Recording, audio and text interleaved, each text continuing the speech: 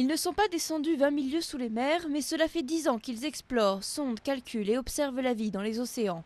2700 scientifiques de 80 pays différents ont entrepris un recensement des espèces maritimes pour mieux connaître la planète bleue. Parce que sur Terre, les océans comptent autant que les forêts. C'est là que la vie a commencé. Nous venons directement des océans et ensuite nous en retirons beaucoup de nourriture. La moitié de l'oxygène que nous respirons vient de l'océan. L'océan est un élément fondamental de notre système de survie et nous devons le préserver tel qu'il est. En rassemblant leurs données, les biologistes ont découvert 6000 nouvelles espèces potentielles, dont un homard géant, inconnu jusqu'à présent, au large des côtes malgaches.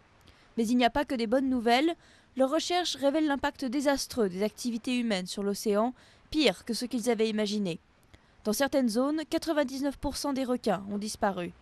Et sur toute la planète, 40% du plancton, à la base de la chaîne alimentaire, s'est évanoui au cours des 50 dernières années.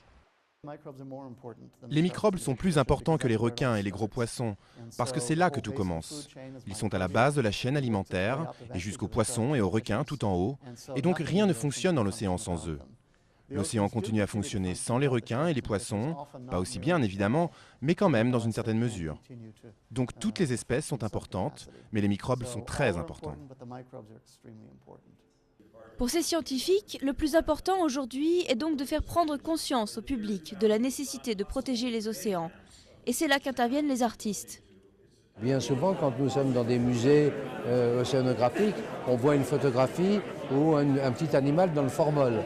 Mais la vie, c'est pas ça, c'est pas la photo. La vie, c'est le milieu, la correspondance avec le milieu et aussi avec les autres individus. Je crois qu'on a besoin de connaître les choses, mais connaître, c'est pas suffisant. On a besoin de ressentir les choses. Un espoir quand même, les espèces protégées, comme certaines baleines, ne régresseraient plus, ou moins qu'avant, depuis que les lois interdisent de les pêcher.